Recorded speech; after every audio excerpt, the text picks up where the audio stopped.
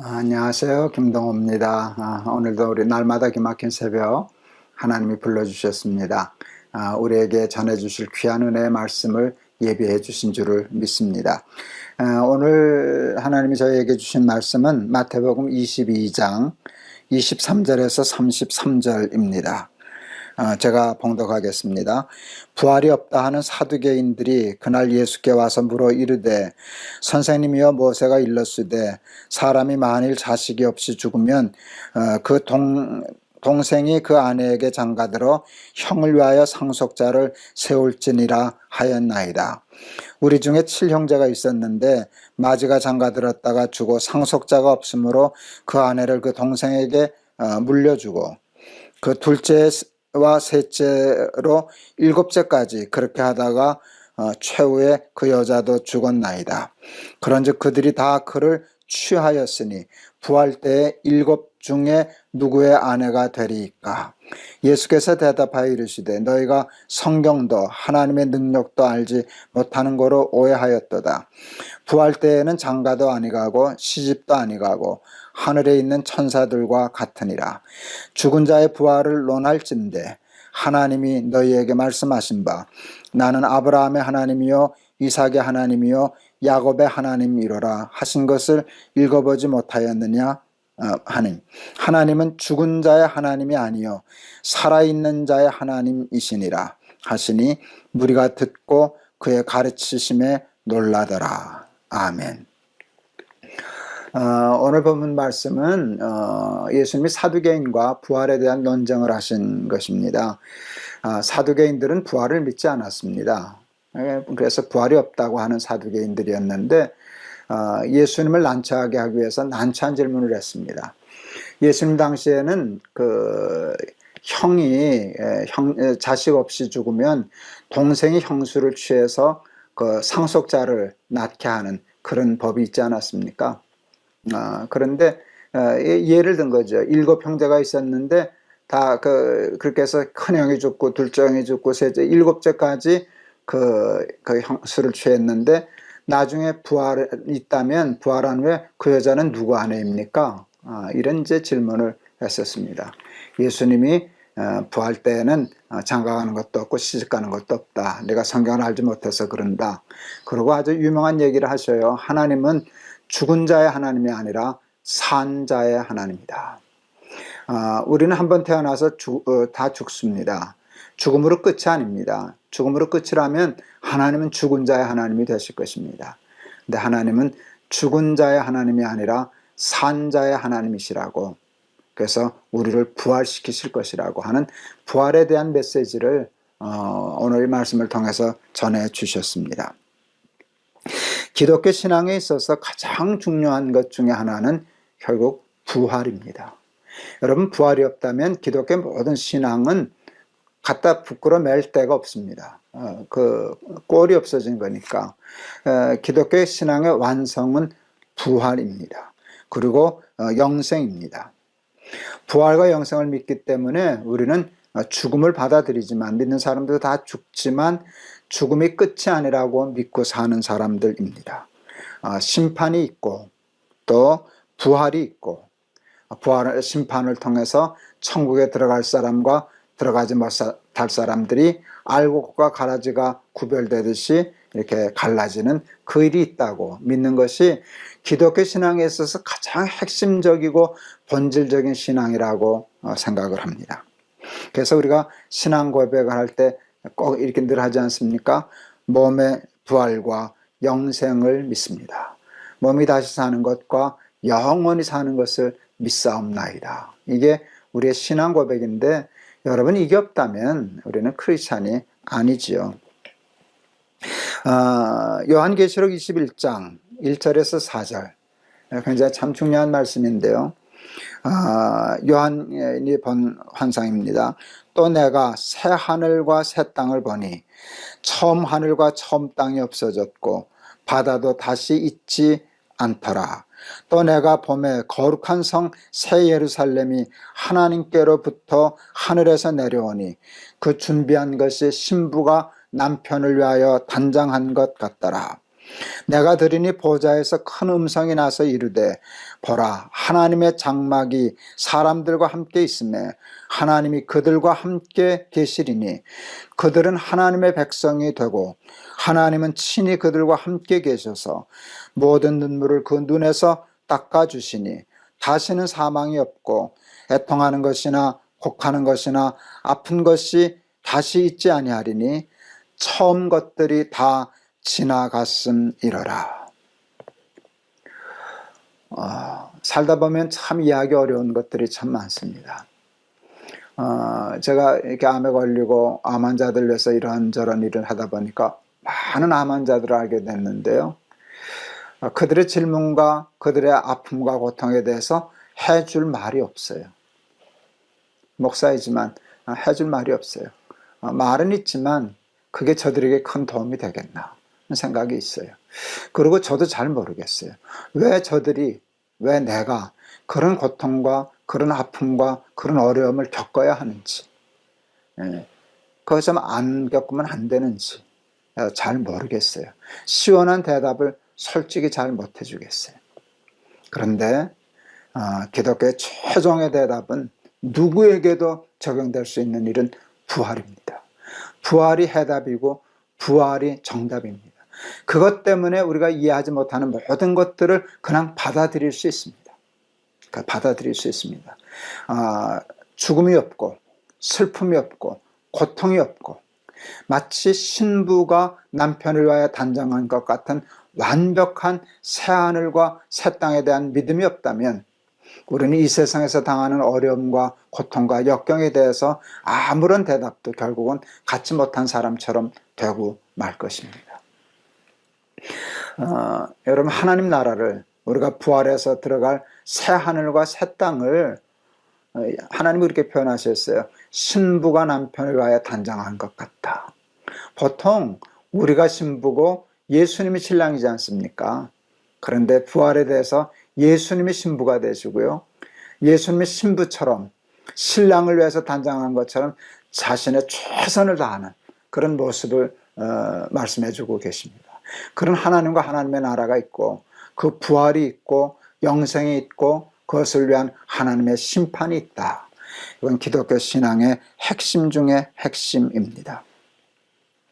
부활을 믿으면 첫째, 이 세상에서의 슬픔과 아픔과 고통을 다 이해는 하지 못해도 참고 견뎌낼 수 있습니다. 극복할 수 있습니다. 현재의 고난은 장차 받을 영광과 좋게 비교할 수 없도다. 부활의 신앙을 가지고 살았던 많은 믿음의 선배들의 고백입니다. 그들은 예수 믿는 것 때문에 환난과 핍박과 역경과 죽음과 고통, 말도 못할 고통을 겪었지만 현재의 고난은 장차 받을 영광과 좋게 비교할 수 없도다 하는 그 부활 신앙의 믿음이 있기 때문에 그것을 패스 오버, 건너뛸 수 있었습니다. 극복할 수 있었습니다. 이겨낼 수 있었습니다. 부활은 죄로 말미암아 타락한 이 세상의 완벽한 회복입니다. 성경은 그것을 새하늘과 새 땅이라고 우리에게 말씀해 주고 있는데, 새하늘과 새 땅에 대한 믿음과 소망으로 이 세상의 모든 고통과 역경과 어려움을 함께 이겨나갈 수 있는 저와 여러분 되실 수 있기를 바랍니다. 이 세상이 끝인 것처럼 아무렇게나 막 살 수 없습니다. 부활을 믿으면. 부활이 없다면, 이 세상이 전부라면 그냥 이래도 한 세상 저래도 한 세상 하면서 그냥 아무렇게나 살아도 되지 않겠습니까? 그런데 우리는 그렇게 살 수 없습니다. 부활이 있기 때문에 여기서 사는 것은 잠깐이요, 하나님 나라에서 사는 것은 영원인데 그 영원의 세상을 잠깐의 쾌락을 위해서 바꿀 수는 없는 일 아니겠습니까? 그러므로 부활의 신앙을 가지면 죄의 유혹을 이겨낼 힘을 얻게 됩니다. 그러므로 부활의 신앙은 죽음 이후의 삶에만 축복이 되는 것이 아니라 죽음 이전에 이 현세에서의 삶에도 우리의 삶을 반듯하게 하고 깨끗하게 하고 아름답게 하고 훌륭하게 하고 참으로 잘 살게 하는 그 원동력이 된다고 믿습니다. 다시 말씀드립니다. 세상에서 고통받고 고난받는 사람들에게 해줄 답이 없습니다. 근데 부활이 답입니다. 부활을 믿으실 수 있으면, 부활의 소망을 가지실 수 있으면 우리가 당하는 이 세상에 이해할 수 없는 모든 일에 대한 답이 궁금하지 않습니다. 그것으로 다 정리가 되기 때문에 그렇습니다. 부활의 소망과 신앙을 가지고 이 세상을 반듯하게 깨끗하게 하나님의 심판을 준비하며 기름 준비하는 지혜로운 다섯 처녀처럼 잘 살아서 이 땅에서도 하나님 나라의 삶을 살고 죽어서도 하나님 나라의 슬픔과 고통과 아픔과 괴로움이 없는 영원한 하나님의 나라, 신부가 남편을 위하여 단정한 것과 같은 그런 완벽한 하나님 나라의 삶을 누리고 살아가는 저와 여러분들이 다 되실 수 있기를 주의 이름으로 축원합니다. 오늘 찬송가 175장 제가 골랐습니다. 신랑 되신 예수께서 다시 오실 때 밝은 등불 들고 나갈 준비됐느냐. 부활과 심판과 예수님의 재림을 믿기 때문에 우리는 늘 등불을 준비하는 것처럼 내세를 준비하고 영원을 준비하고 부활을 준비하는 그런 신앙생활, 그게 정말 신앙이거든요. 그 신앙생활 하자는 뜻으로 우리 175장 제가 찬송하겠습니다. 신랑 되신 예수께서 다시 오실 때 밝은 등불 들고 나갈 준비됐느냐. 그날 밤에 주님 맞을 등불이 준비됐느냐.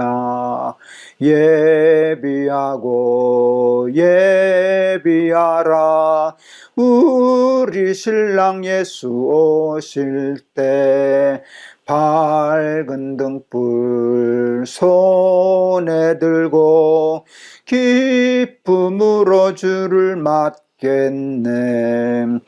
주를 나와 맞으라는 소리 들릴 때 기뻐하며 주를 맞이할 수 있느냐.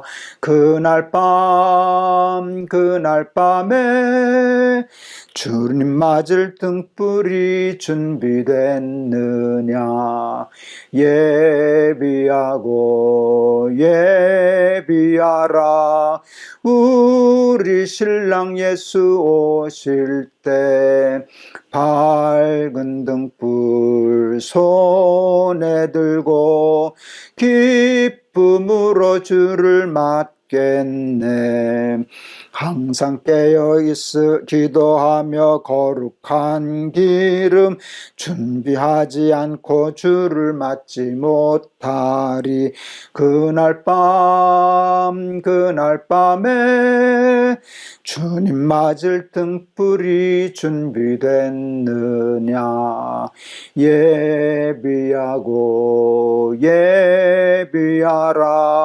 우리 신랑 예수 오실 때 밝은 등불 손에 들고 기쁨으로 주를 맞겠네. 그날 밤에 영화로운 혼인잔치에 기뻐하며 할렐루야 찬송 부르리. 그날 밤에 주님 맞을 등불이 준비됐느냐. 예비하라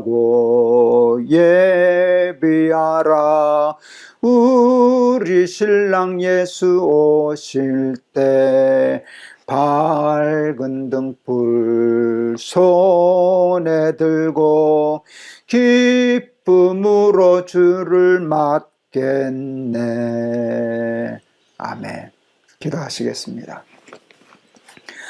부활이 없다면, 영생이 없다면, 하나님 나라가 없다면 이 땅에서 예수 믿는 모든 일이 헛된 일이 되고 말 것입니다.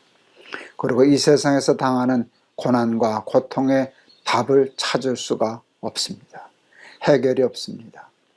하나님, 그러나 우리는 부활을 믿습니다. 우리는 이 세상에서 당하는 모든 일들에 대해서 답을, 설명을 잘 할 수 없습니다. 그러나 부활을 믿으면 그런 답, 설명 없이 다 극복할 수 있습니다. 이겨낼 수 있습니다. 현재의 고난은 장차받을 영광과 촉히 비교할 수 없다 하고 패스오버, 건너뛸 수 있는 힘이 우리에게도 생길 줄을 믿습니다. 우리 사랑하는 날마다 기막힌 새벽 나와서 하나님의 말씀을 사모하는 우리 사랑하는 친구 한 사람 한 사람에게 다 부활의 신앙을 허락하여 주옵소서.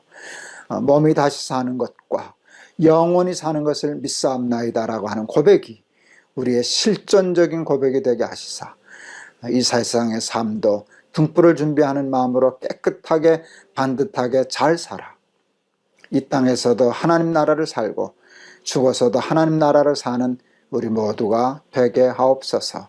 예수 그리스도 이름을 받들어 기도하옵나이다. 아멘.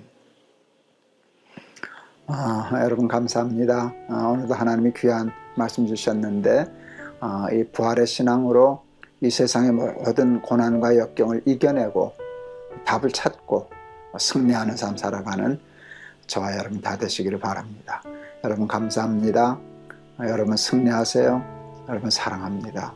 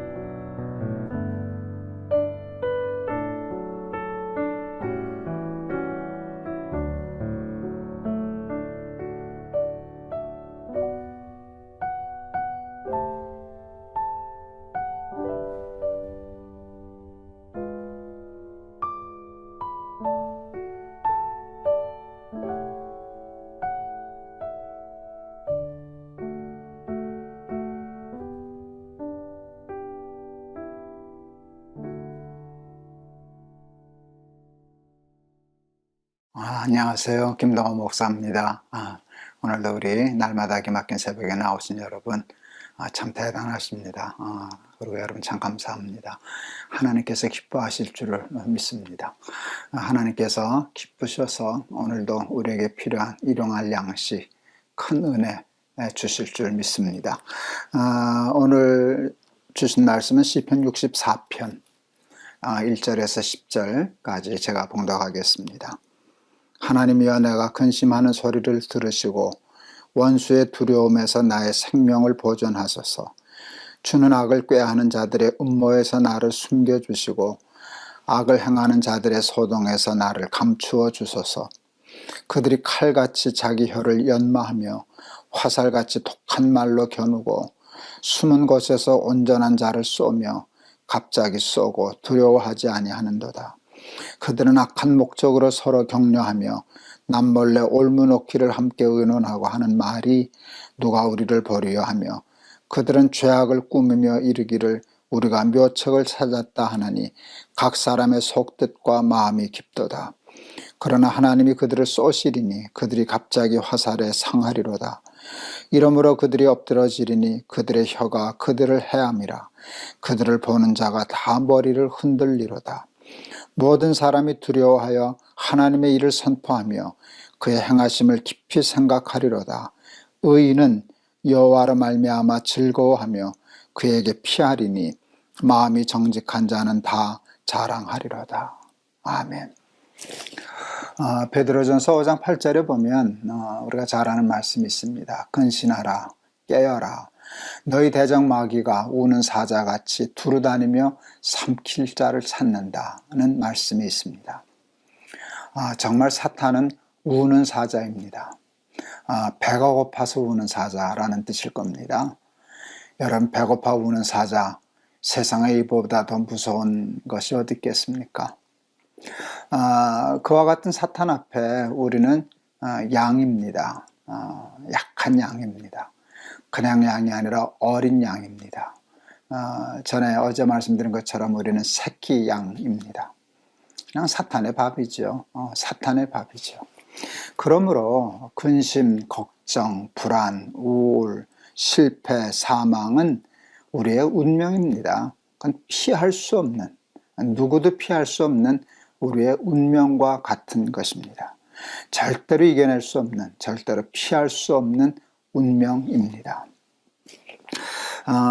오늘 그 3절에서 6절, 그들이 칼같이 자기 혀를 연마하며 화살같이 독한 말로 겨누고 숨은 곳에서 온전한 자를 쏘며 갑자기 쏘고 두려워하지 아니하는도다. 그들은 악한 목적으로 서로 격려하며 남몰래 올무놓기를 함께 의논하고 하는 말이 누가 우리를 버리려 하리라. 여러분, 이게 다윗이 자기의 대적을 이렇게 표현했습니다. 이렇게 나를 잡겠다고, 이렇게 나를 죽이겠다고 모함하고 모략하고 화살 쏘고 올무놓고 그러는데 우리가 어떻게 당할 수 있겠습니까? 제 삶도 돌이켜보니 그랬습니다. 제가 말년에 좀 큰 게 목회하고 이렇게 교회가 부흥하는 교회를 하니까 어느 분이 페이스북에 목사님도 고생해 보셨어요 라고 해서 웃은 적이 있습니다. 그러나 제가 꽃마차 타고 산 줄로 생각하는 분들도 있더라고요. 근데 인생은 그런 게 아닙니다. 남보기 좋아 보여도 사람이 걸머져야 할 고난의 무게는 똑같습니다. 그렇게 70년을 살아왔습니다. 단 몇 초, 몇 분도 버틸 힘이 없었던 제가 70년을 생존해서 여기까지 왔다는 그걸 생각하면 그런 기적입니다. 도저히 있을 수 없는 기적입니다. 저는 정말로 그렇게 생각합니다. 세상에 기적 하는데 내가 이 험한 세상에서 무너지지 않고 넘어졌다가도 다시 일어서고 오늘 여기까지 있어서 생존하고 오늘 이 방송을 한다는 게 기적 아니겠습니까? 저는 정말로 그렇게 생각합니다. 왜 그런 일이 일어날 수 있었을까? 왜 그랬을까? 생존율 제로인 세상에서 어떻게 100%의 생존을 지금 하고 있을까? 다윗의 생각과 고백을 1절과 2절에서 찾아볼 수 있습니다. 하나님이여, 내가 근심하는 소리를 들으시고 원수의 두려움에서 나의 생명을 보존하소서. 2절, 주는 악을 꾀하는 자들의 음모에서 나를 숨겨주시고 악을 행하는 자들의 소동에서 나를 감추어 주소서. 이게 답이구나 하는 것을 알게 되었어요. 이 기도와 기도의 응답이 생존의 비밀이고 비결이고 그랬습니다. 의인은 별로. 그래서 다윗은 이렇게 고백합니다. 의인은 여호와로 말미암아 즐거워하며 그에게 피하리니 마음이 정직한 자는 다 자랑하리로다. 오늘은 이렇게 설교하는 것보다 찬송을 한 장 더 부르면 좋겠다 하는 생각이 들었어요. 오늘 말씀을 준비하는데 찬송가 두 장이 마음에 와닿더라고요. 하나는 486장 이 세상 험하고 나 비록 약하나 늘 기도 힘쓰면 큰 권능 얻겠네. 이 찬송이 이렇게 마음에 와서 그 찬송 불러야지 생각했었어요. 근데 말씀을 준비하다 보니까 또 한 찬송이 마음에 떠올랐어요. 400장 험한 시험불 속에서 나를 건져주시고 큰 풍랑 지나도록 나를 숨겨주소서. 오늘 시편하고 연결되는 찬송인데 그냥 이 찬송 두 장 부르면 설교가 되겠구나 하는 생각을 했었습니다. 여기까지 지키시고 도우신 하나님은 에벤에셀의 하나님이십니다. 지금도 나와 함께 계시고 나를 지키시고 보호하시고 숨겨주시는 하나님은 임마누엘의 하나님이십니다. 에벤에셀의 하나님, 임마누엘의 하나님이니까 논리적으로 나의 앞날과 내가 알지 못하는 미래도 지켜주시고 보호해 주실 여호와 일의 하나님이면 논리적으로 당연합니다. 여러분, 에벤에셀의 하나님이 나의 하나님입니다. 임마누엘의 하나님이 나의 하나님입니다.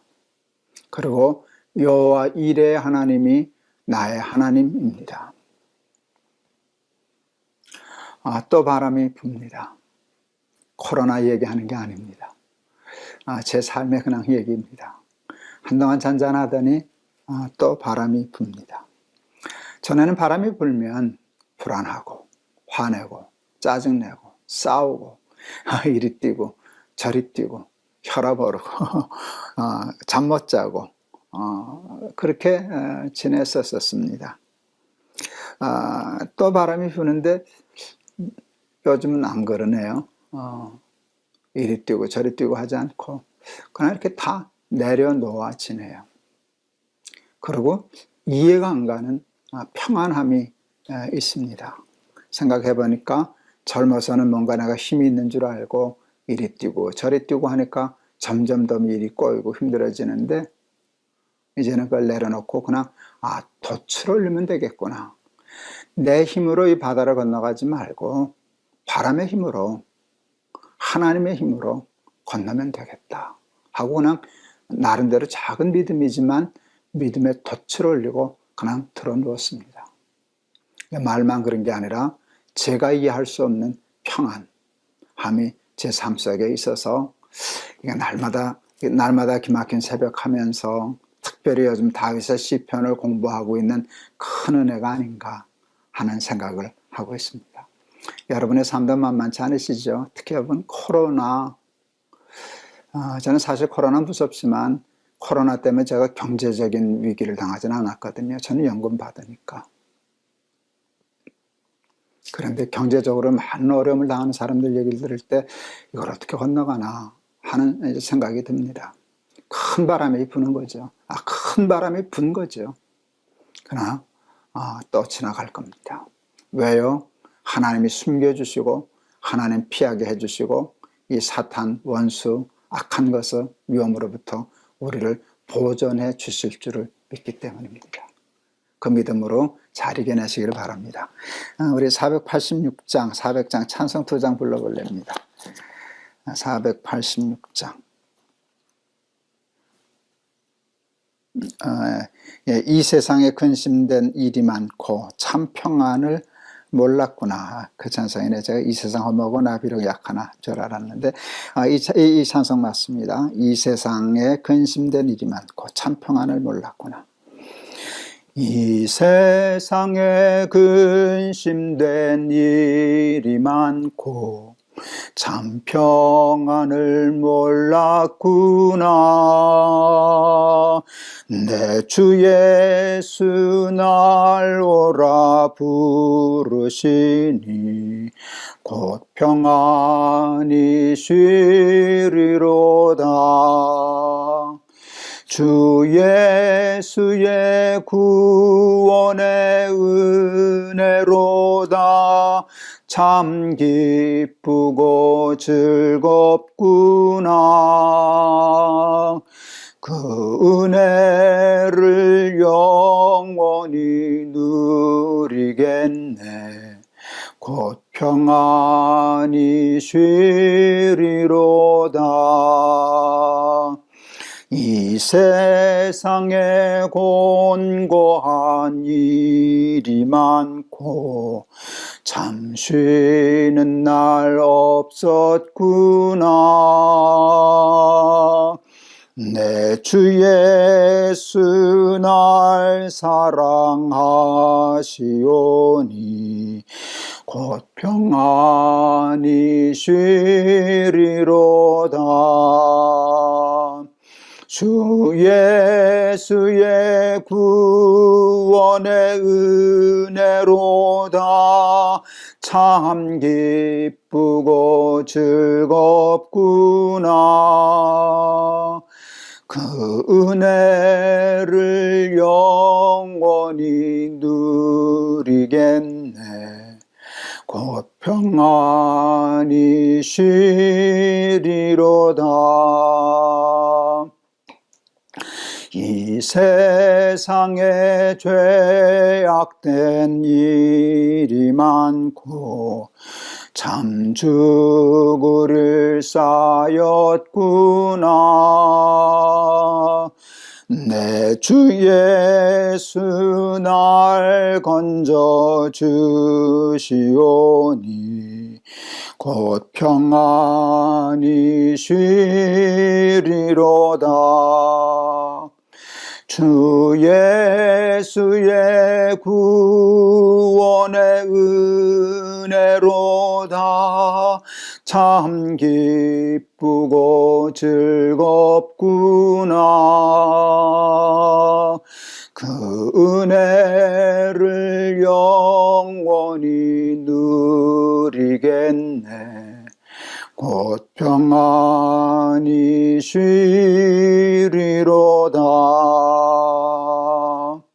아멘. 우리 400장, 400장입니다. 제가 400장 험한 시험 물속에서 험한 시험 물속에서 나를 건져주시고 하는 찬송 하나 오늘 더 불러볼랍니다. 험한 시험 물속에서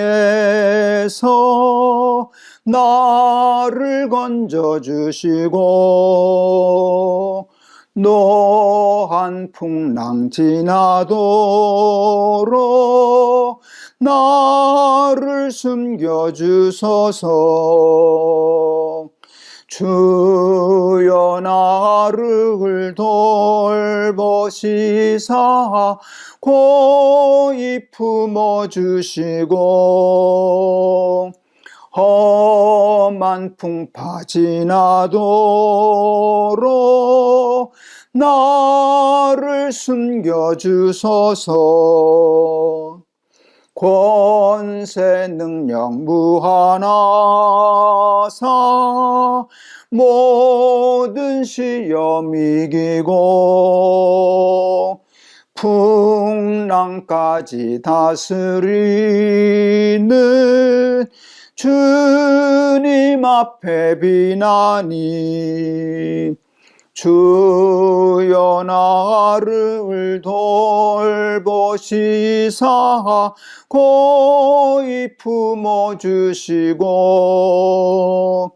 험한 풍파 지나도록 나를 숨겨주소서. 죄악 길에 빠진 이 몸 캄캄한 데매며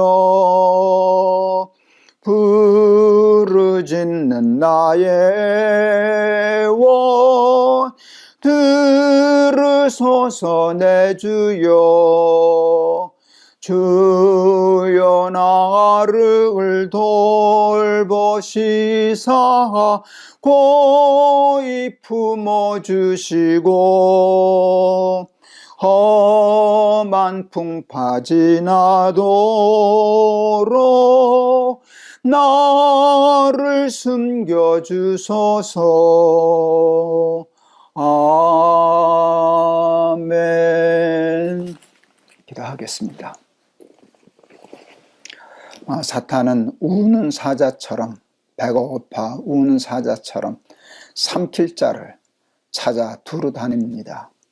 우리는 그에게 들킨 어린 양과 같습니다. 험한 풍파, 시험, 이겨낼 수 없는 고난과 역경의 바다를 항해합니다. 생존율 제로입니다. 살 가능성 전혀 없는데 70까지 살았습니다. 돌이켜보니 잘 살았습니다. 하나님으로부터 받은 복도 참 많습니다. 이유는 단 하나밖에 없습니다. 하나님이 보존해 주시고, 하나님이 지켜주시고, 하나님이 감추어 주시고, 하나님이 피하게 해주셔서 여기까지 왔사오니, 그 하나님이 임마누엘의 하나님으로 나와 함께 계시오니 나의 모든 삶도 여호와 이레의 하나님이 축복하여 지켜주실 줄을 믿습니다. 그 믿음으로 이 험한 풍파를 이겨 살아 풍랑 중에도 주가 주시는 평강의 복을 누리게 하옵소서. 예수 그리스도 이름을 받들어 기도하옵나이다. 아멘. 험한 풍파 지나도록 나를 숨겨주소서. 오늘 우리들이 불러야 할 정말 찬송이 아닌가 싶습니다. 힘들지만 꼭 죽을 것 같지만 여러분 죽지 않습니다. 하나님이 계시지 않습니까? 하나님이 건져주시고 또 옮겨주시고 피해주실 줄을 믿고 그것을 믿는 믿음으로 오히려 탄식 중에 하나님 찬양하는 놀라운 삶의 승리를 이뤄내실 수 있기를 바랍니다. 여러분 감사합니다. 승리하세요. 꼭 이겨내세요. 여러분 사랑합니다.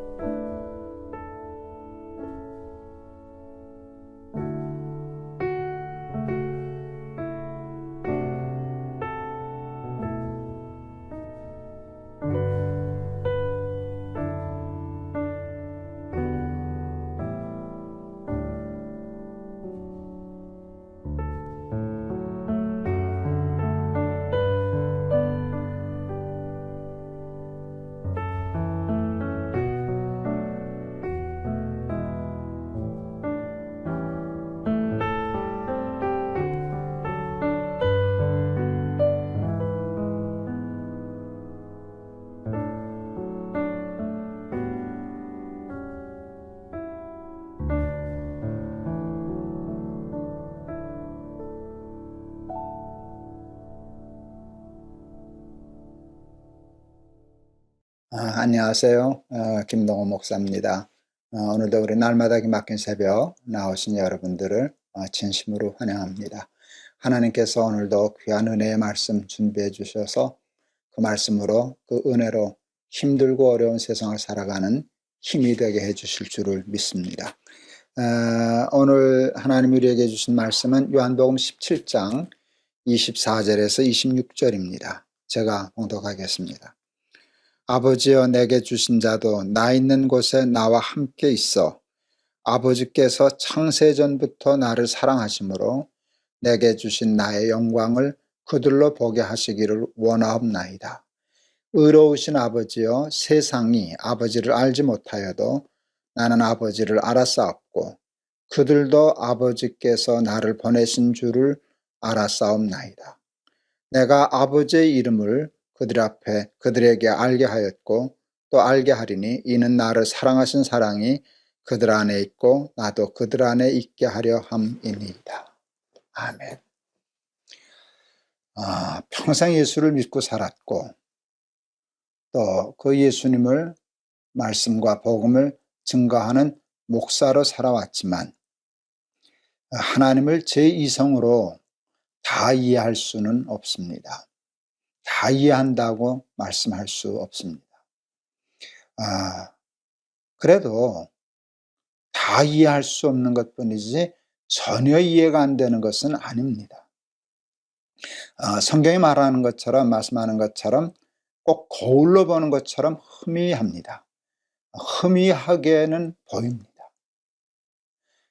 얼굴과 얼굴을 대해보는 것처럼 보이지 않아서 답답하고 때로는 이해가 안 되고 때로는 오해도 생기고 그러지만 거울로 보는 것처럼 보이는 것만으로도 하나님을 부인할 수는 없습니다.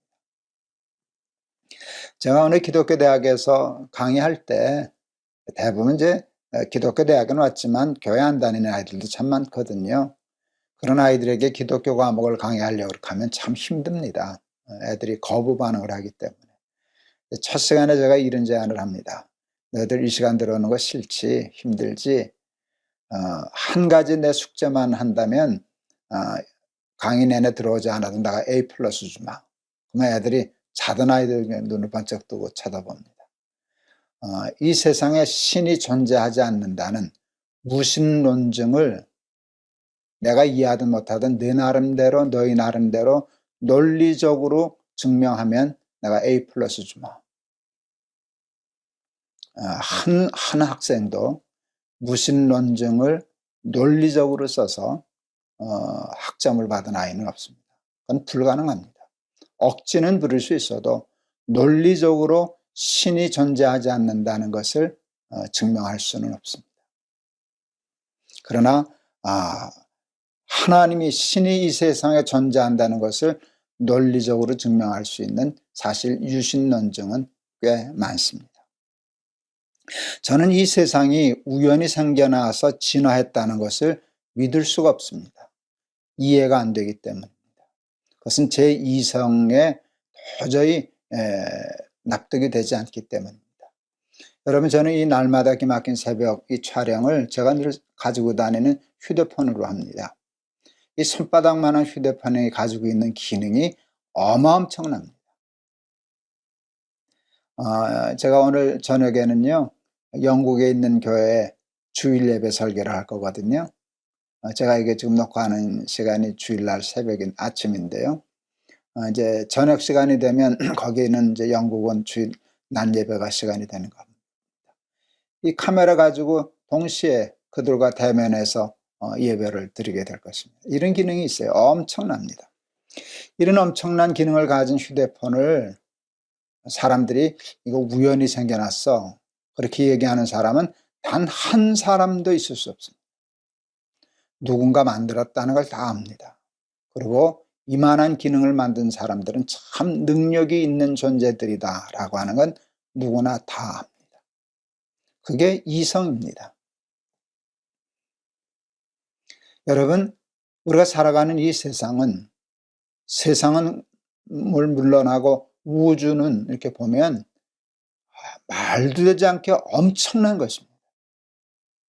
여러분, 그 모든 것들이 살아있고 질서 있고 아름답게 움직여가고 있습니다. 아침이 되고 저녁이 되고 겨울이 되고 봄이 되고 하는 이런 일들이 질서정연하게 움직여지고 있습니다.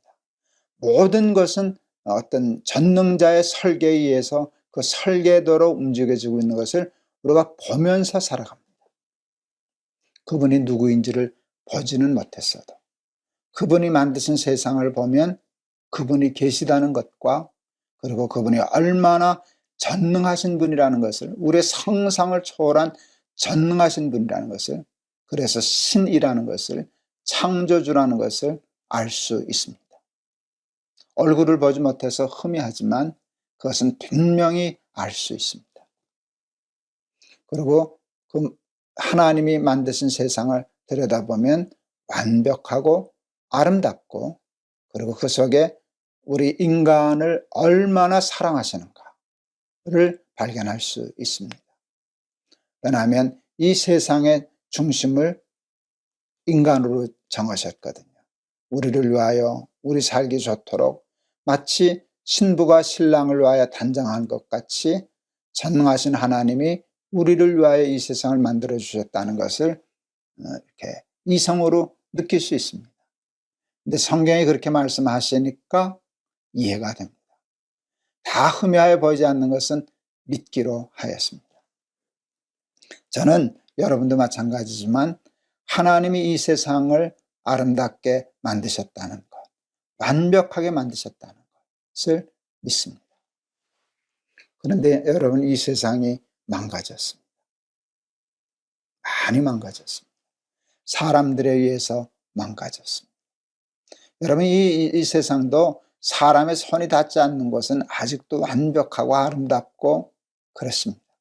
사람이 손길이 닿기만 하면 망가지고 파괴되고 공해가 생기고 문제가 생기고 그렇지 않습니까?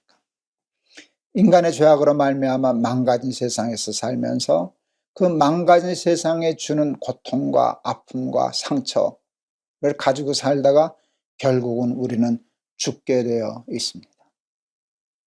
그리고 그 고통은 이루 말로 닿을 수 없습니다.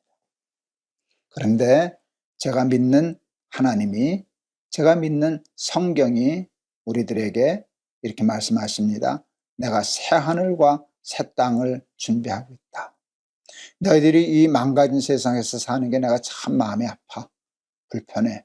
내가 너희를 건져줄 거야, 구원해 줄 거야. 새 하늘과 새 땅을 만들고 있단다. 그리고 거기서 구원받은 자들이 다시 창세기로 돌아가서 그런 세상에서 하나님과 함께 영원히 살 것이다 라고 하는 것을 성경이 말씀하시는데, 그것도 역시 제 이성으로는 거울로 보는 것처럼 흠이합니다. 그러나 저는 믿습니다. 예.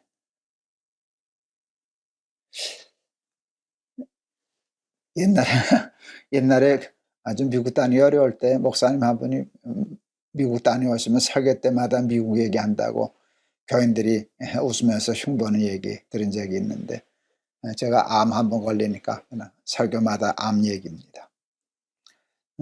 암에 걸리면서부터 제 인생이 바뀌기 시작했습니다. 내가 하산 중이구나 라고 하는 것을 아주 실감하게 되었습니다. 내가 생각한 것보다 빨리 올 수도 있구나 라는 생각을 하면서 처음엔 당황도 하고 좀 불안도 하고, 그리고 지금도 잠깐만 정신을 놓으면 우울해지고 불안해지는 그런 삶을 삽니다.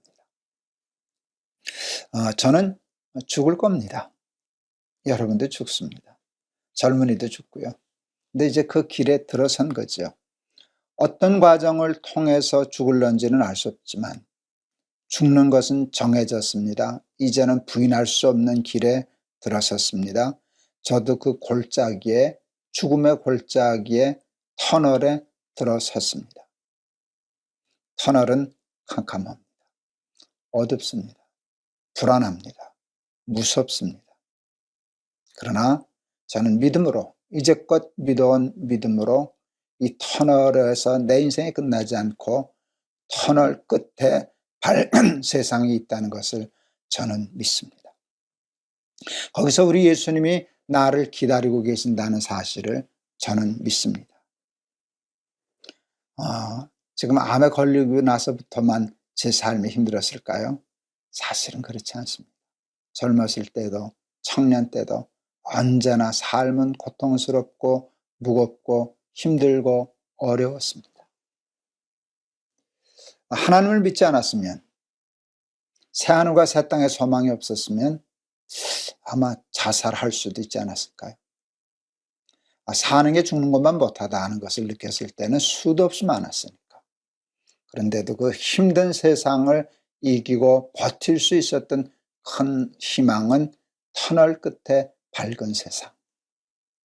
창세기에서 보여주는 그 완벽한 세상이 하나님이 나를 위하여 다시 예비하시고 기다리고 계신다라고 하는 부활의 소망 때문에 이 힘든 삶을 이겨 사는 줄을 믿습니다. 이제 정말 터널의 가장 어두운 부분에 제가 서 있지만 저는 오늘 주신 그냥 평범해 느리고 지나가던 말씀이 새삼스럽게 마음에 와 닿았습니다. 여러분, 그것은 오늘 본문의 말씀입니다. 제가 그 본문 다시 한번 읽어드릴 텐데 예수님의 말씀입니다. 아버지여 내게 주신 자도 나 있는 곳에 나와 함께 있어 아버지께서 창세전부터 나를 사랑하심으로 내게 주신 나의 영광을 그들로 보게 하시기를 원하옵나이다. 이 예수님의 소원이 십자가를 지심으로 다 이루어졌습니다. 그래서 우리는 터널 끝에 부활할 것이고 여러분 예수님이 계시는 곳에 예수님과 함께 예수님이 누리시는 영광을 우리도 함께 누리며 살아가게 될 줄을 믿습니다. 저는 이 부활의 소망, 영생의 소망을 붙잡고 이 힘든 마지막 터널을 지나가려고 합니다. 여러분들도 이 소망을 가지고 예수님과 함께 영원히 살 하나님의 나라를 꿈꾸면서 힘들고 어려운 세상 능히 이겨 살아가는 저와 여러분들이 다 되실 수 있기를 주의 이름으로 축원합니다. 오늘 찬송가 249장 제가 골랐습니다. 249장입니다.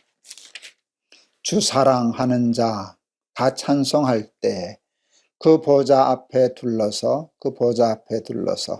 큰 영광 돌리세 큰 영광 돌리세. 이 가사 이게 첫 가사가 생각 안 나서 이거 찾느라고 참 애를 많이 썼는데 오늘 말씀하고 딱 맞는 찬송일 것 같습니다.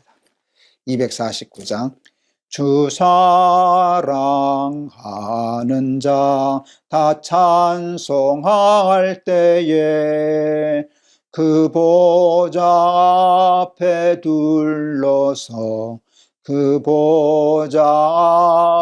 둘러서 큰 영광 돌리세 큰 영광 돌리세 저 밝고도 묘한 시온성 향하여 가세 내 주의 찬란한 성에 찬송하며 올라가세 주 믿지 않는 자 다 찬송 못하나 하나님 자녀 된 자들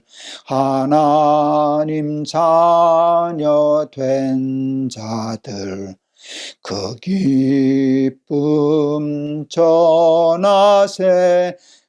기쁨 전하세 저 밝고도 묘한 시온성 향하여 가세 내 주의 찬란한 성에 찬송하며 올라가세 저 하늘 황금길 나 올라갈 때에 시온성 언덕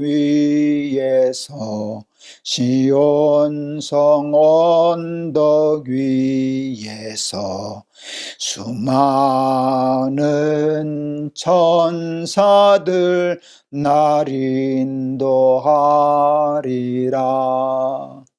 저 밝고도 묘한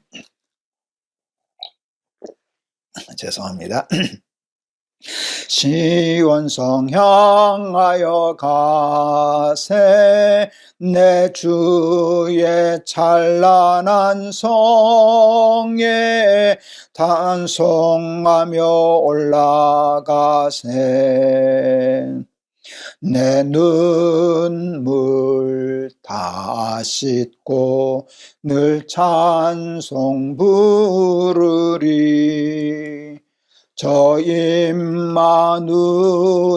주 앞에, 저 임마누엘 주 앞에 나 영광 누리리, 나 영광 누리리. 저 밝고 도묘한 시온성 향하여 가세. 내 주의 찬란한 성에 찬송하며 올라가세. 아멘. 비록 거울을 보는 것처럼 희미하지만 우리의 이성으로도 하나님이 계시다는 것, 하나님이 전능하시다는 것, 그리고 하나님이 우리를 사랑하신다는 것 느낄 수 있고 볼 수 있습니다. 하나님이 우리를 위하여 준비하셨던 창세기의 아름다운 세상을 믿습니다. 다 망가뜨려 놓았지만 그래도 곳곳에 그 하나님의 창조의 솜씨가 묻어 있어서 그것만 봐도 하나님 창세기의 말씀이 다 이해되고 믿어집니다. 하나님께서 우리가 망가뜨린 세상을 다시 우리를 위하여 예비하고 계신다. 창세기 때 모습 그대로 신부가 신랑을 위하여 단정한 것과 같은 그것으로 예비하고 계시는데, 예수님이 먼저 가셔서 예수를 믿고 그의 말씀을 따르는 자들을 당신과 함께하여 당신이 누리는 영광을 우리도 누리게 하시리라는 말씀을 오늘 주셨습니다. 하나님, 힘듭니다. 두렵습니다. 무섭습니다. 무겁습니다. 하나님, 이 소망을 가지고, 이 말씀을 가지고 그 모든 힘듦과 어두움과 무거움을 이겨 살 수 있게 하여 주시옵소서. 예수 그리스도 이름을 받들어 기도하옵나이다. 아멘. 제가 영락교에서 부목 생활할 때 정릉에 있는 어느 가정을 신방했습니다. 할머니 한 분이 이제 돌아가시기 직전이어서 인종 예배처럼 이제 드리러 갔는데 할머니가 혼수 상태셨죠. 그래서 이제 예배를 하는데 그 자네들이 너무 안타까우니까 어머니를 붙들고 이제 흔들었어요. 어머니 정신 차리세요. 좀 깨보세요. 이제 그러는데 그때 할머니가 깨어나셨어요. 근데 제가 봤잖아요. 그 할머니가 짜증을 내시더라고요. 내버려두지 깨웠다. 이제 대개 임사체험이라고 그러지 않습니까? 이제 죽음을 다 갔다가 다시 돌아온 사람들의 얘기들이 세계엔 참 많은데 그 할머니가 그런 임사체험을 하신 것 같습니다. 말로 표현할 수 없는, 그분은 그때 꽃길이라 그러더라고요. 꽃길을 밝은, 그게 천국이 같은데 너무 행복하고 좋았는데 깨워서 다시 왔다고 짜증내던 생각이 지금 오늘 찬송 부르고 보니까 얼핏 생각이 났습니다. 할머니가 그런 얘기 안 하셔도 저는 하나님 나라 믿습니다. 하나님 나라가 힘든 세상 살아가는 제 원동력이 되고 힘이 됩니다. 여러분, 힘들고 어려운 세상 살아도 나 있는 곳에 함께해서 내가 누리는 영광을 누리게 하옵소서. 기도하신 예수님의 그 기도를 믿고 이겨 승리하는 저와 여러분 되시기를 바랍니다. 여러분 감사합니다. 여러분 사랑합니다.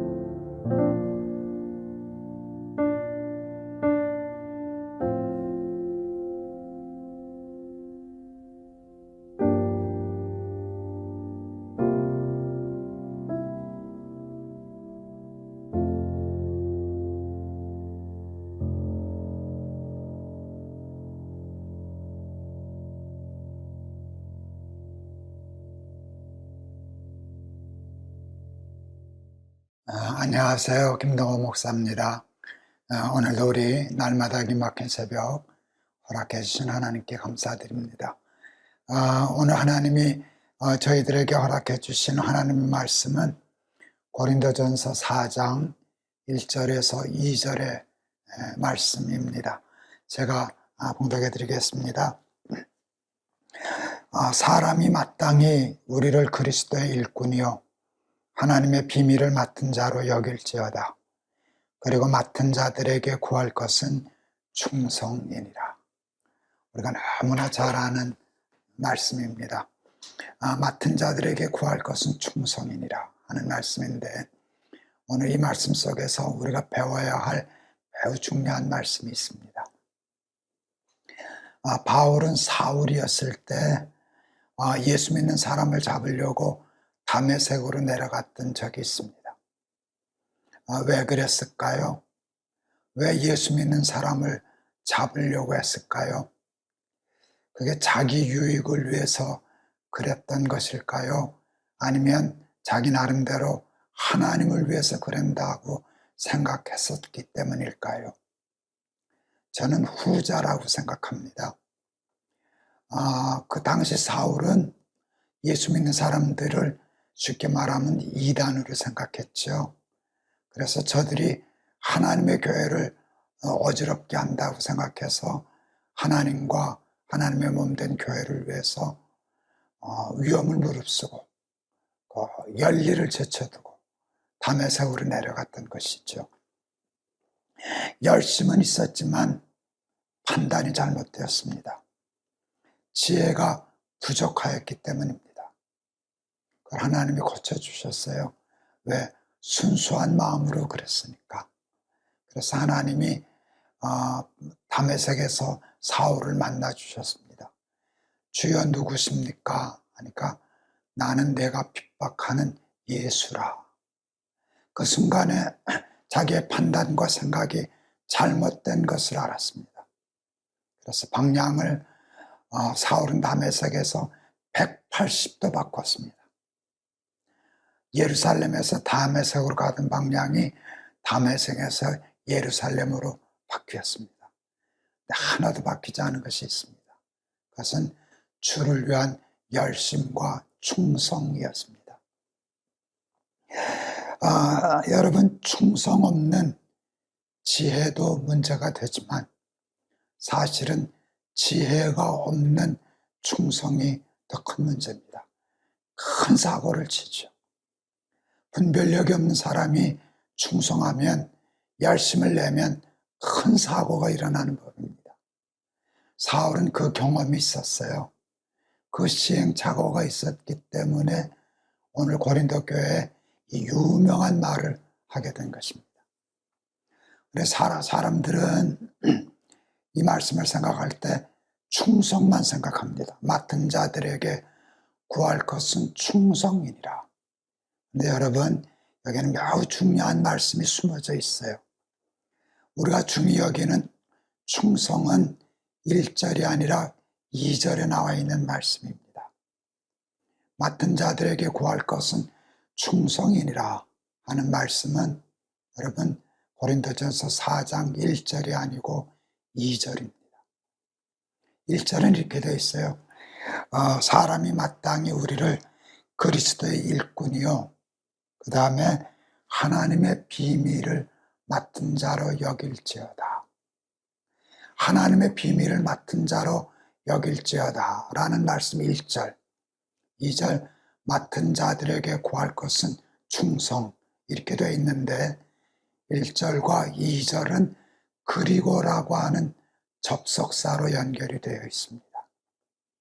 이렇게 되면 이 문장은 어떻게 되는가 하면 1과 그리고 2 이렇게 순서인데요. 그것은 2보다 1이 먼저고 더 중요하고 크다는 뜻입니다. 이걸 먼저 한 다음에 이걸 해야 된다라고 하는 순서에 대한 문제인데 우리는 중요한 1번은 빼먹고 2번 충성만 강조하는 때가 얼마나 많은지 모릅니다. 바울은 사울 때 그런 시행착오를 알기 때문에 이렇게 얘기했어요. 그리스도 일꾼이 되려면 하나님의 비밀을 맡은 자가 돼야 돼. 그 다음에는 충성해야 해. 여러분이 이 말씀을 잘 배우고 공부하실 수 있기를 바랍니다. 고린도 교회 교인들의 문제가 바로 거기 있었거든요. 누구보다도 열심히 했어요. 여러분, 열심 없는 사람은 싸우지 않는답니다. 교회에서 싸우는 건 나쁜 일이지만 여러분, 교회에서 싸움하는 사람들 보면 자기 나름대로 교회를 위해서 그러는다 그래요. 열심히 있는 사람들이죠. 충성하는 사람들이 싸워요. 게으른 사람들, 불충한 사람들, 교회 관심 없는 사람들 싸우지 않아요. 그런데 싸울 때 열심은 있는데 지혜가 부족해서 하나님의 비밀을 모르기 때문에 잘못된 열심을 가지고 분쟁을 일으키기 때문에 바울이 자기 경험에 빗대서 오늘 이 말씀을 고린도 교회에 주신 것입니다. 그리스도의 일꾼이 되려면 너희들의 일꾼이 되는 게 아니라 자신의 일꾼이 되는 것이 아니라 하나님의 일꾼이 되려면 하나님의 비밀을 맡은 자, 하나님의 지혜가 먼저 있어야 돼. 그리스도 예수 안에 있어야 돼. 그리고 열심을 내야지. 그러면 분쟁하지 않을 거야. 그러면 다투지 않을 거야. 그러면 싸우지 않을 거야. 이게 오늘 바울이 고린도에게 주신 말씀이라고 생각합니다. 이 말씀은 우리 오늘날 한국교회 교인들에게도 꼭 필요한 말씀입니다. 우리 한국교회는 세계교회에서 가장 열심히 있는 교인들을 가지고 있는 교회입니다. 세상의 한국교회 교인들처럼 교회 사랑하는 사람, 교회 열심히 있는 사람, 헌신적이고 희생적인 사람들, 교회들 그렇게 많지 않습니다. 헌금도 제일 열심히 하고요. 봉사도 제일 열심히 합니다. 그래서 싸우기도 제일 열심히 싸우고 분쟁도 제일 많은 교회고 갈라지고 싸우고 우리 한국교회는 고린도 교회와 같습니다. 하나님의 비밀, 그리스도 예수의 마음을 갖는 일을 소홀히 여기고 열심부터 내다보면 이런 시행착오를 겪게 되는 것입니다. 사랑하는 우리 날마다 기막힌 새벽 가족 여러분, 오늘 저와 여러분에게 주시는 하나님의 말씀에 귀 기울이실 수 있기를 바랍니다. 그리스도의 일꾼이 되라. 그러기 위해서는 하나님의 비밀을 맡은 자가 되라. 먼저 하나님의 비밀을 맡은 자가 되라. 그리고 충성해라. 충성 없는 지혜, 지혜 없는 충성 말고 지혜 있는 충성으로 하나님의 일꾼이 되고 하나님 나라의 영광을 재현할 수 있는 이 시대의 거룩한 하나님의 백성들이 다 되실 수 있기를 주의 이름으로 축원합니다. 이 몸의 소망 무언가 우리 주 예수뿐일세. 우리 주 예수밖에는 믿으리 아주 없도다. 주 나의 반석이시니 그 위에 내가 서리라. 그 위에 내가 서리라. 무섭게 바람 부는 밤 물결이 높이 설렐 때 우리 주 크신 은혜에 소망에 닿을 줄이라. 주 나의 반석이시니 그 위에 내가 서리라. 그 위에 내가 서리라. 세상에 믿던 모든 것 끊어질 그날 되어도 구주의 언약 미사와 내 소망 더욱 크리라. 주 나의 반석이시니 그 위에 내가 서리라. 그 위에 내가 서리라. 바라던 천국 올라가 하나님 앞에 배울 때 구주의 의를 힘입어 어여치 바로 서리라. 주 나의 반석이시니 그 위에 내가 서리라. 그 위에 내가 서리라. 기도하겠습니다. 바울은 잘못된 판단력을 가지고 그러나 열심히 하나님을 위하여 예수 믿는 사람 핍박하려고 다메섹으로 내려갔던 사람입니다. 하나님의 지혜 없이 하나님의 비밀을 모르고 열심을 내면 고린도 교회와 같은 어리석은 분쟁과 다툼과 교회 분란을 일으키는 문제아가 됩니다. 그래서 바울은 오늘 이 교훈을 고린도 교회에 주었습니다. 하나님, 이 말씀은 오늘 우리 한국교회, 우리 교인들에게 주시는 하나님의 말씀입니다. 우리 한국교회 교인들은 열심 있는 교인들입니다. 교회 봉사, 교회 열심, 헌금도 제일 많이 하는 세계의 드문 교회인데, 그러나 하나님의 비밀을 맞지 못해서 충성만 하다가 분쟁을 일으키고 분열을 일으키고 하나님 섬기지 않고 자기를 섬기다가 교회를 어지럽히는 우를 범하는 한국교회가 되었습니다. 우리 사랑하는 날기세 식구들, 먼저 하나님의 비밀을 맡은 자가 되게 하여 주옵소서. 그리고 죽도록 충성하는 자들이 되게 하여 주시옵소서. 예수 그리스도 이름을 받들어 기도하옵나이다. 아멘. 감사합니다. 오늘 말씀 제가 참 귀히 여기고 아끼는 말씀입니다. 여러분, 하나님의 비밀을 맡은 자가 먼저고요. 충성은 나중입니다. 하나님의 지혜를 가지고 바울처럼 충성하여 하나님께 귀 쓰임 받는 이 시대의 그리스도의 일꾼들 다 되실 수 있기를 축원합니다. 감사합니다. 오늘도 승리하세요. 여러분 사랑합니다.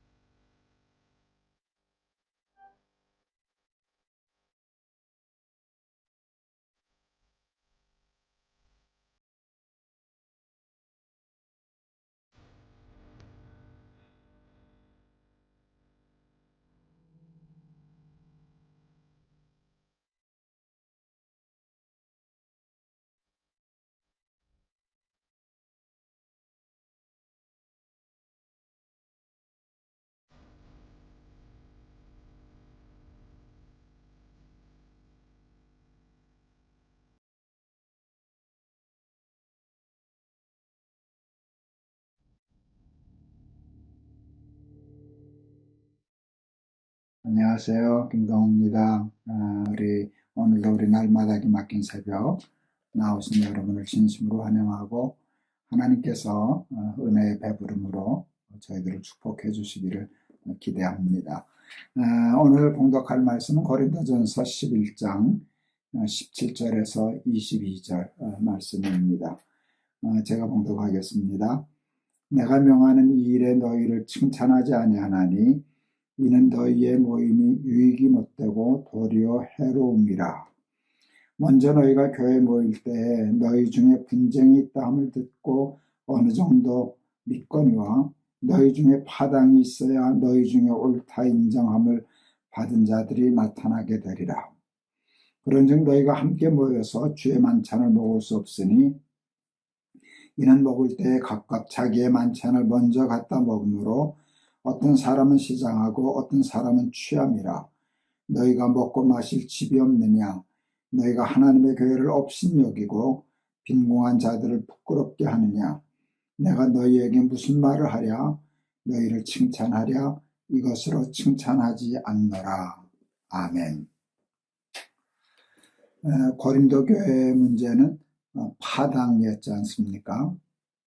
네, 여러분, 이 파당이 하나님이 가장 싫어하시는 거거든요. 하나님이 모든 죄를 다 싫어하시지만 하나님의 자녀인 우리들이 파당을 짓고 싸우고 시기하고 다투는 거, 그것처럼 하나님 마음을 아프게 하는 일이 어디 있겠습니까? 제게도 이제 아들 셋이 있는데 다행히 저희 아이들이 이렇게 의가 괜찮아서 부모의 걱정이 되지 않지만, 만에 하나 저희 아이들이 서로 싸우고 다투고 시기하고 그런다면 부모인 제 마음이 얼마나 불편하고 힘들고 어렵겠습니까? 그래서 하나님이 시편 133편 형제가 연합하여 동거함이 어찌 그리 선하고 아름다운고 거기서 복을 명하셨나니 곧 영생이로다. 저는 이 말씀을 하신 하나님의 마음을 알 것 같아요. 하나님의 자녀들이 형제처럼 서로 동거하고 화목하고 산다면 그것처럼 하나님을 기쁘시게 하는 일이 없을 거다 하는 생각을 하는데, 이 파당을 지으면 그와 같은 일이 일어나지 않지 않습니까? 파당을 지으면 사람이 참 어리석어져요. 옳고 그름을 분별할 수 있는 능력을 상실하게 됩니다. 뭐가 정의인지 불의인지 그걸 분별하지 못하게 돼요. 파당을 지으면 내 편은 옳은 것이고 나와 다른 편은 다 틀린 것이거든요. 옳고 그름이 중요하지 않고 내 편이냐만 중요하게 되니까 옳고 그름을 분별할 수 있는 능력이 없어지게 되죠. 여러분, 교회 안에 분쟁이 일어나도 그렇고요. 나라 안에 정치도 마찬가지인 것 같아요. 옳고 그름은 별로 중요하지 않고요. 우리 당이 얘기한 건 다 옳은 일이고 남의 당이 얘기한 건 다 틀린 일이고 그런 식으로 가니까 나라가 정의를 세우고 옳고 그름을 판단해 나가는 일에 많은 어려움을 겪게 된다, 그렇게 생각을 합니다. 그리고 파당을 짓게 되면 참 유치해져요, 사람이. 오늘 이 고린도 교회에 이제 성만찬하는 것에 대해서 바울이 꾸짖어요. 여러분, 성만찬은 정말 하나님 앞에 드리는 가장 귀중한 예배 중에 예배가 아닙니까? 그런데 여러분, 성만찬으로 하나님께 영광 돌리는 예배가 되는 게 뭔가 하면, 여러분, 그 의미가 뭔가 하면 우리는 한 피 바다 한 몸 이룬 형제와 자매들이다 라고 하는 고백이거든요. 우리는 하나님의 자녀야, 하나님의 피로 한 형제가 되었어. 그렇게 해서 한 가족, 식구 됨을 다지는 것이 성만찬이고, 그러므로 하나님을 기쁘시게 하는 예배가 되는 것인데, 분당이 생기니까, 파당이 생기니까 성만찬에 나와서 어떤 일이 벌어졌나? 나와 다른 파당의 사람들이 성만찬에 참여하는 꼴 보기 싫어서 일찍 와서 먼저 와서 성만찬을 다 먹어버린 거예요. 그래서 좀 늦게 온 사람은 성만찬에 참여할 수 없게 되었어요. 여러분, 이러니 바울이 얼마나 속상했겠어요. 그러고도 하나님 앞에 예배드린다 그러냐? 그리고 성만찬 앞에 어떻게 참여한다 그럴 수 있느냐? 이렇게 유치해져요. 사람이 참 유치해집니다. 저는 성경을 통해서 아이들 가르치는 법들을 좀 배웠는데요. 아이들에게 꼭 가르쳐주고 싶은 굉장히 중요한 가치가 있었어요. 성경을 통해서 배운 거죠. 그것은 배려예요. 남에 대한 배려. 우리 그 창세기 공부할 때 했었는데요. 이삭이 야곱을 위해서 아내 구하려고 할 때 자기 종 엘리에셀을 보내잖아요. 엘리에셀이 그 주인의 부탁을 받고 야곱의 아내 구하는 일을 할 때 참 지혜롭게 하나님 앞에 기도해요. 하나님, 내가 물 좀 달라 할 때 나에게만 아니라 내가 끌고 온 낙타에게도 물을 주는 사람이 이 여자가 있다면 그 여자가 하나님의 마음에 들고 하나님의 허락하신 우리 주인의 배필인 줄 알겠습니다. 이렇게 고백하잖아요. 근데 리브가가 정말 그랬잖아요. 물 좀 달라 하니까 엘리에셀에게도 물을 주었지만 낙타가 물을 얼마나 많이 먹어요. 여러분 그때 거기서 우물이 얼마나 귀한데 힘들게 물 길어서 이렇게 주는데 그게 배려거든요. 나그네에 대한 배려, 그리고 말 못하는 짐승에 대해서도 그런 따뜻한 마음을 가진 사람, 엘리에셀이 참 기도를 지혜롭게 했다 하는 생각을 해요. 그 성경을 읽을 때 또 마음에 감동이 되는 구절이 있었어요. 그게 뭔가 하면 양들 물 먹이겠다고 목동들이 많이 왔는데 먼저 온 목동들이 우물 열고 물을 먼저 마시게 하질 않더라고요. 왜 그러냐 물었더니 맨 마지막에 오는 목동이 다 온 다음에 다 같이 우물 뚜껑을 열어서 같이 공평하게 물을 나눠 마신다. 여러분, 먼저 온 사람이 먼저 마시는 게 당연하지 않아요? 자기 먼저 마시려고 먼저 오는 거 아니겠어요? 먼저 왔는데 그런 권리가 있을 수도 있는데 주장할 수도 있는데 늦게 온 사람들의 기회를 박탈하지 않으려고 다 같이 마시겠다. 이게 배려인데 이것이 천국 시민의 성품이라 저는 그렇게 생각을 했습니다. 그게 배려죠. 레위기 19장에서 제가 그 하나님의 사람의 배려를 배웠어요. 아이들에게 이거 꼭 가르쳐주고 싶었어요. 내 밭이라고 다 거두면 못 쓴다. 내 귀퉁이는 가난한 자를 위하여 남겨두거라. 그게 배려잖아요. 들고 가다 떨어뜨리면 줍지 말아라. 그 가난한 사람 수석하게 좀 내버려 두거라. 이게 가진 사람이 가지지 못한 자들에 대한 배려예요. 여러분, 이게 예수 믿는 하나님을 믿는 사람들의 성품이어야 한다라고 하는 게 끊임없이 성경에서 반복되는 성경의 가르침이라고 생각을 합니다. 제가 이제 교회를 목회하다가 높은 뜻교회, 숭의교회를 내수를 분립했잖아요. 분립할 때 제가 담임 목사를 맡지 않고 제가 담임 목사를 맡으면 교인들이 흩어지지 않을 것 같아서 그냥 담임 목사를 다 세우고 저는 한 주일에 한 교회씩 설교만 하고 그 다음에 선교회를 만들어서 높은 뜻 숭의교회가 하던 그 큰 선교 일들을 그걸 맡아서 제가 했었습니다. 그래서 내 교회가 그 선교할 수 있는 비용을 주면 그걸 맡아서 관리하고 그 일을 했었는데 그 1년 이렇게 살다 보면 이제 돈이 남는 때가 꽤 있었어요. 그런 거 제가 남는 돈을 그 천안에 있던 높은 뜻 씨앗이 되어 교회를 가끔 잘 주곤 했어요. 왜 그랬나? 학교 세우느라고 돈이 많이 들었거든요. 개척한 지 얼마 되지도 않은 교회가 학교까지 지으려고 애를 써서 그냥 돈에 좀 여유만 있으면 그냥 글로 다 흘려보내고 보내고 그랬었어요. 어느 날 제가 생각할 때 이게 내가 공평하지 못하다.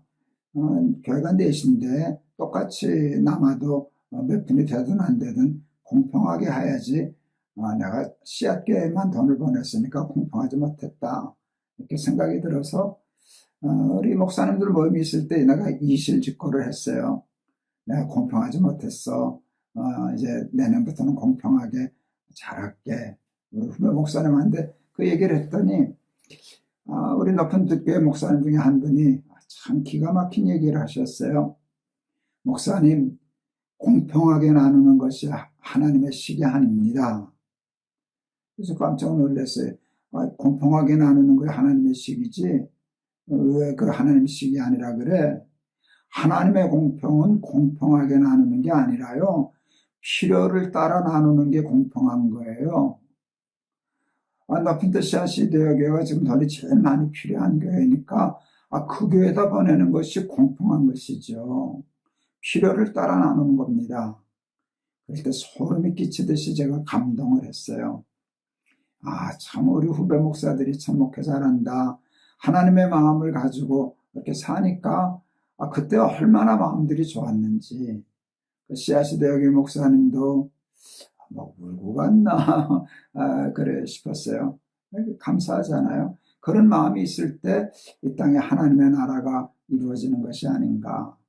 그게 제가 늘 좋아해서 반복해서 드리는 말씀, 이사야 11장 하나님 나라, 이리와 어린 양이 함께 뛰놀고 독사의 굴에 손을 넣어도 어린아이가 손을 넣어도 해함이 없는, 여러분 그런 강하고 독한 것이 약하고 순한 것과 어울려서 함께 섬기고 살아가는 게 하나님 나라다라고 하는 것이거든요.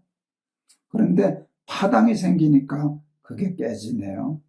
그냥 예수 믿는다고 예배 드린다고 모인 것도 아니고 성만찬에 참여하는데 그런 배려 없이 먼저 와서 다 먹어치우고 다른 사람들은 자기와 의견이 좀 다르다 생각하는 다른 파당의 교인들은 성만찬 먹지도 못하게 하는 그런 신법. 그래서 하나님 그러면 기뻐하겠냐 하는 책망을 들었는데, 여러분 오늘 이 말씀에 대하여 우리가 자유롭지 못해요. 우리도 파당 잘 짓거든요. 고향 가지고 파당 짓고 학교 가지고 파당 짓고 자기 이익을 따라서 내 편 그리고 옳고 그러면 따지지도 않고 유치하게 남에 대한 배려 없이, 그러면 그렇게 살면 예수 믿는 의미가 없지 않겠습니까? 하나님 마음 아프시고요. 우리 사랑하는 날마다 기막힌 새벽 우리 가족 여러분, 그리스도 예수의 마음을 품고 나보다 남을 낮게 여기고 혹 먼저 왔어도 나중 온 사람을 배려하고, 여러분 혹 물질의 넉넉함이 있으면 가난한 자를 배려하고, 그리고 옳고 그름으로 따지지 파당으로 옳고 그름을 판단하지 않는 성숙한 그리스도인들이 되어서 하나님 나라의 큰 일꾼들 되는 저와 여러분들 다 되실 수 있기를 주의 이름으로 축원합니다. 제가 오늘 좀 깜짝 놀랄 일을 하려고 준비했어요. 제가 지금 찬송 거의 2달 가까이 못 부르고 있잖아요. 아직도 한 보름은 기다려야 되는 것 같아요. 그래서 한번 해보려고 도전했어요. 아직 고음 불가예요. 소리가 아직도 찢어지잖아요. 그래도 많이 낮았는데 오늘 이 찬송을 꼭 불러보고 싶었어요. 흔히 하는 말로 가사의 은혜 받으세요 그러는데 오늘 진짜 그렇습니다. 오늘 한번 해보고 이제 또 한 보름 동안 좀 쉬고, 또 우리 친구들이 찬송하는 게 참 좋더라고요. 그래서 그렇게 하는데 오늘은 한번 제가 해보겠습니다. 220장 하려고 합니다. 사랑하는 주님 앞에 형제자매 한자리에 크신 은혜 생각하며 즐거운 찬송 부르네. 내 주 예수 본을 받아 모든 사람 내 몸같이 환난 근심 위로하고 진심으로 사랑하세. 사랑하는 주님 앞에 온갖 충성 다 바쳐서 괴로우나 즐거우나 주님만 힘써 섬기네. 우리 주님 거룩한 손 제자들의 발을 씻어 남 섬기는 종의 도를 몸소 행해 보이셨네. 사랑하는 주님 예수 같은 주로 섬기나니 한 피바다 한 몸 이룬 형제여 친구들이여 한 몸같이 친밀하고 마음으로 하나 되어 우리 주님 크신 뜻을 지성으로 준행하세. 기도하시겠습니다. 자기만 옳고 자기만 잘났다고 주장하다가 파당이 생겼습니다. 파당이 생기니 분별력이 없어졌습니다. 옳고 그름이 중요한 게 아니라 내 편이냐 네 편이냐 하다 따지다 보니 옳고 그름에 대한 분별력 당연히 없어지게 되었습니다. 그리고 사람이 참 유치해졌습니다. 나와 다른 밭사람들이 성만찬에 참여하지 못하게 하려고 먼저 와서 다 먹어치우고 포도주도 다 마셔서 취하기까지 하여 하나님의 마음을 아프게 하는 그런 어리석음이 고린도 교회에 있었는데, 하나님 그렇게 어리석고 유치한 마음이 우리들에게도 있는 것을 하나님 앞에 자백합니다. 하나님, 우리들에게 그리스도 예수의 마음을 주시옵소서.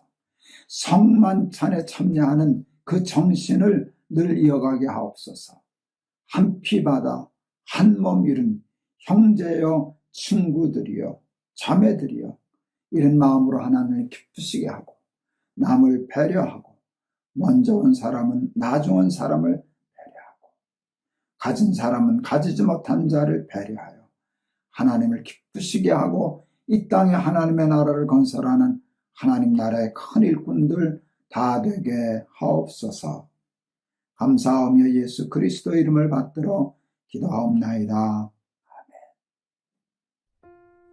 아멘. 오늘 찬송 부르고 싶어서 했는데 폐를 많이 끼쳤습니다. 그런데 한 피바다 한 몸 이룬 형제여 친구들이여 하는 이 정신 꼭 기억해서 하나님 기쁘시게 하는 우리 나에게서 식구들 다 되기를 바랍니다. 이제 당분간 또 한 보름 찬송 쉬면 한 보름 후에는 오늘보다 좀 나아질 것 같습니다. 여러분 감사합니다. 오늘도 말씀으로 승리하세요. 여러분 사랑합니다.